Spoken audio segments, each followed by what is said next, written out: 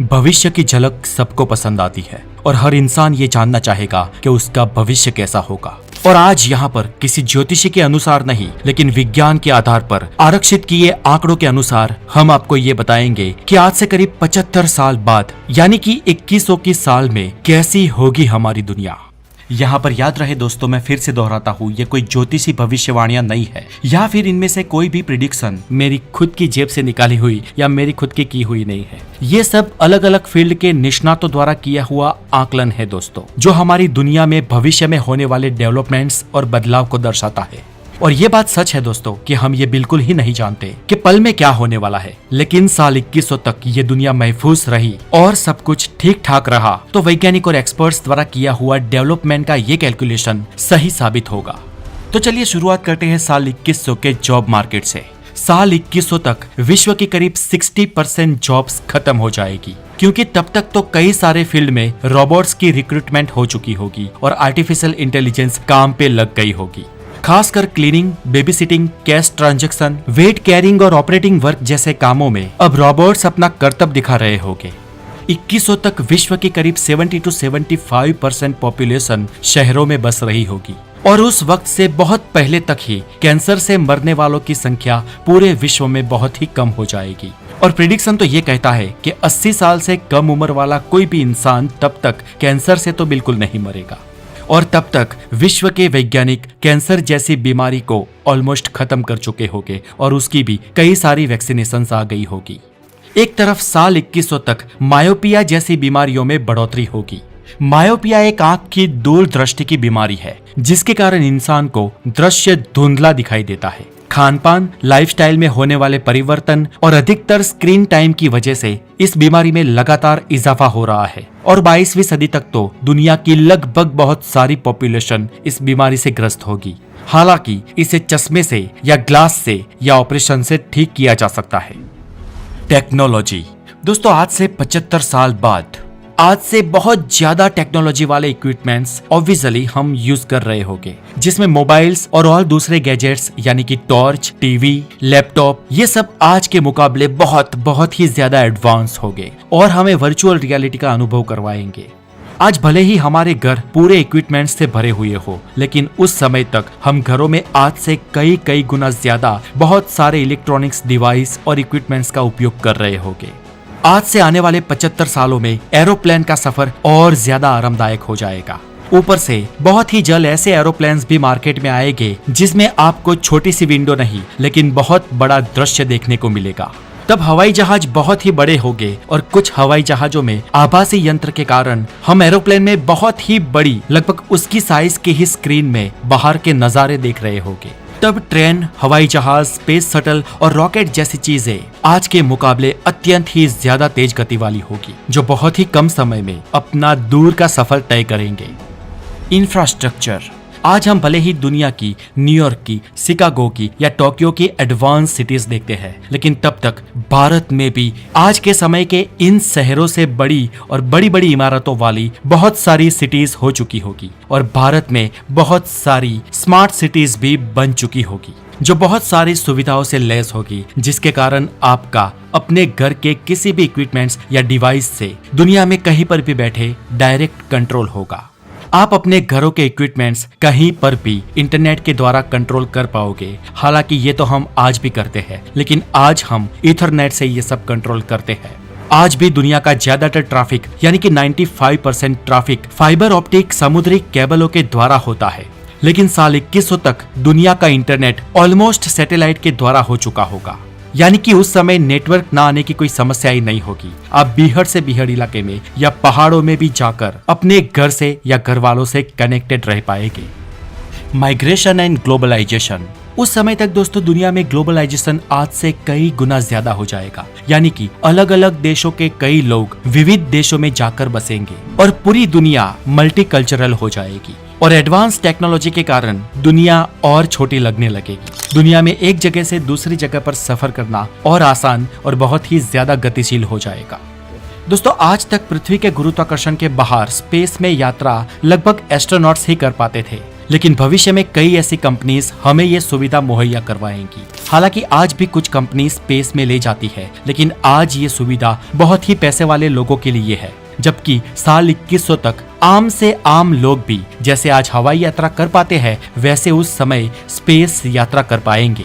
तब तक स्पेस यात्रा कॉमर्शलाइज हो चुकी होगी और स्पेस में बहुत सारे स्पेस होटल्स और स्पेस एडवेंचर्स भी बन चुके होंगे। जैसे हम आज एक देश से दूसरे देश या पृथ्वी पर एक जगह से दूसरी जगह पर वैकेशंस के लिए जाते हैं, उस समय लोग एडवांस वैकेशन के लिए स्पेस में जाया करेंगे। सोशलिज्म की बात करें तो साल 2100 तक इवन भारत जैसे देशों में भी डिवोर्स में बहुत ही ज्यादा इजाफा होगा और मल्टीपल मैरिज तथा लिव इन रिलेशनशिप जैसे पश्चिमी मापदंडों को हम भी अपना चुके होंगे। ये बात सही है कि भविष्य की पीढ़ी हमसे ज्यादा एडवांस्ड और मल्टी टैलेंटेड होगी, जिसके कारण पूरी दुनिया का विकास आज से कई गुना ज्यादा तेज गति से हो रहा होगा।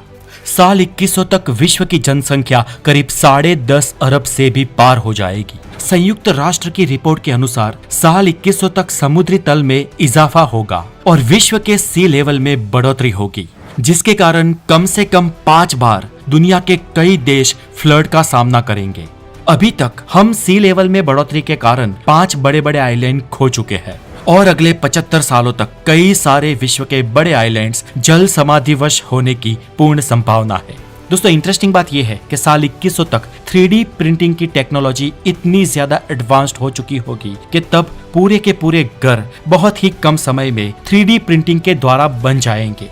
ये एक ऐसी टेक्नोलॉजी है जिससे किसी भी चीज को बहुत ही आसानी से कम समय में आकार देकर बनाया जा सकता है। आजकल तो साइकिल, खिलौने, हवाई जहाज के कुछ छोटे पार्ट्स, कुछ कृत्रिम मानव अंग और कई सारी चीजें 3D प्रिंटिंग से बन रही है, लेकिन भविष्य में इस टेक्नोलॉजी का विकास होने के कारण बहुत ही बड़ी चीजें इस टेक्नोलॉजी के द्वारा बनाई जाएगी।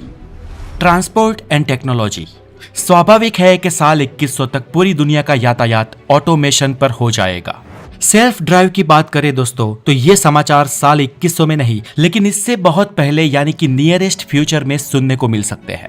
आजकल गूगल, माइक्रोसॉफ्ट, मेटा और कई सारी कंपनियां सेल्फ ड्राइव कार को बनाने में लग चुकी है और ऐसी कारें आमतौर पर सेंसर पर निर्भर होती है। आज इसकी टेस्टिंग्स भी हो रही है, लेकिन आज से कुछ साल बाद टेक्नोलॉजी इतनी एडवांस हो जाएगी कि सेल्फ ड्राइव कार बहुत ही आम बन चुकी होगी। और अगर आपको लगता है कि उस जमाने में ऐसी कारों से दुर्घटना बढ़ेगी, तो ऐसा नहीं है दोस्तों। ऊपर से दुर्घटनाएं कम होगी क्योंकि ह्यूमन एरर्स भी कम होगी और उस वक्त सभी कारें और रोड्स सेंसर पर निर्भर होंगे और फुल्ली कंप्यूटराइज होंगे। आजकल कई सारे विकसित देशों में स्वयं संचालित without any driver metro trains भी चल रही होती है और इसलिए नजदीकी भविष्य में कम से कम कुछ विकसित देशों में स्वयं संचालित कारें अपनी जगह बना सकती है। उस वक्त तक तो होलोग्राफिक स्मार्टफोन बहुत ही आम बन चुके होंगे, यानी कि आप अपने प्रियजन से सिर्फ स्क्रीन पर नहीं लेकिन हूबहू आपके सामने वो व्यक्ति मौजूद हो, इस तरीके से बात कर पाएंगे। साल 2100 तक इंटरनेट की स्पीड की बात करें दोस्तों, तो घर में कितने भी इक्विपमेंट्स हो कोई फर्क पड़ने वाला नहीं है, क्योंकि इंटरनेट इतना फास्ट होगा जिसकी हम कल्पना भी आज शायद ना कर सके। हालांकि तब वीडियोस, फोटोज और रो फाइल की क्वालिटी ही इतनी ज्यादा होगी कि वो बहुत ही ज्यादा मेमोरी ऑक्यूपाई करेंगे, लेकिन इस बड़ी मेमोरी को भी आसानी से ऑनलाइन चढ़ा देना या डाउनलोड करना उस वक्त की इंटरनेट की स्पीड के सामने सेकंडों का खेल होगा। लैंग्वेजेस। अब बात करें भाषा की, तो साल 2100 तक दोस्तों दुनिया की बहुत सारी भाषाएं बदल जाने वाली है। भाषा एक ऐसा माध्यम है दोस्तों जिसके जरिए इंसान अपने शब्दों को बुनकर भाषा में अभिव्यक्त कर सकता है। इंसानियत के आज तक के विकास में भाषा का महत्व सर्वोत्तम माना गया है, लेकिन भाषा कभी एक सी नहीं रहती, वो बार बार अपना रूप बदलती है। हम आज जो भाषा बोलते हैं, हमारी वही भाषा प्राचीन समय में इस तरह से नहीं बोली जाती थी जैसा हम इसे आज बोलते हैं, और भविष्य में भी हमारी भाषा हम आज जो बोलते हैं उससे भिन्न तरीके से ही बोली जाएगी। और इसी कारण एक भाषा में से दूसरी भाषा जन्म लेती है। जैसे संस्कृत में से भारत की आज की बहुत सारी मदर टंग्स जन्म ले चुकी है। ऊपर से एक भाषा दूसरी भाषा के शब्दों को अपनाकर परिवर्तित या विकसित होती रहती है। आज के दौर में करीब 35 करोड़ लोगों की हिंदी मातृभाषा है, यानी कि उनकी फर्स्ट लैंग्वेज है, और दुनिया में करीब 60 करोड़ लोग ऐसे हैं जो हिंदी पढ़, समझ या लिख पाते हैं, यानी कि भले ही उनकी मदर टंग कोई और हो, लेकिन उन्हें as a second language Hindi आती है। और दुनिया के करीब 150 से भी ज्यादा देश ऐसे हैं जहां पर कम या ज्यादा मात्रा में हिंदी भाषी लोग बसते हैं। और भारत के अलावा मॉरिशस और फिजी में तो ऑफिशियली हिंदी लैंग्वेज को अपनाया गया है। और रिसर्च के अनुसार ये जानने को मिला है कि साल 2100 तक हिंदी भाषा को बोलने वाले लोगों की संख्या आज से दोगुनी हो जाएगी। ये तो हुई साल 2100 की बात दोस्तों, लेकिन हम उससे भी आगे के भविष्य की बात करें तो भविष्य में आज जो हम भाषा बोलते हैं उसमें से एक भी भाषा का एज इट इज अस्तित्व नहीं होगा। जी हाँ, 700 से 800 सालों बाद हम आज दुनिया में जिन भाषाओं का भी उपयोग करते हैं वो सारी की सारी भाषाएं खत्म हो जाएगी और उनमें से ही नई भाषाओं का और नई शब्दावलियों का जन्म होगा। जैसे कि भारत के लगभग बोले जाने वाली भाषाएं संस्कृत में से ही उत्पन्न हुई है, साउथ अमेरिका और नॉर्थ अमेरिका की भाषाएं लैटिन में से और यूरोप की भाषाएं ग्रीक भाषा में से जन्मी है। लेकिन आज हम देख सकते हैं कि उन मूल 3 भाषाओं के असली रूप से आज की भाषाएं कितनी अलग है। आपको बता दें कि इंग्लिश भाषा में आज से करीब 300 या 350 साल पहले नाइस शब्द को खराब कहने के लिए उपयोग किया जाता था। मतलब कि आज हम अच्छी चीज के लिए हमेशा नाइस शब्द का उपयोग करते हैं, लेकिन उससे विपरीत पहले बैड या अगली कहने के लिए नाइस शब्द का उपयोग किया जाता था। मतलब कि तब आप किसी को नाइस कह दो तो वो आपको मारने दौड़ेगा।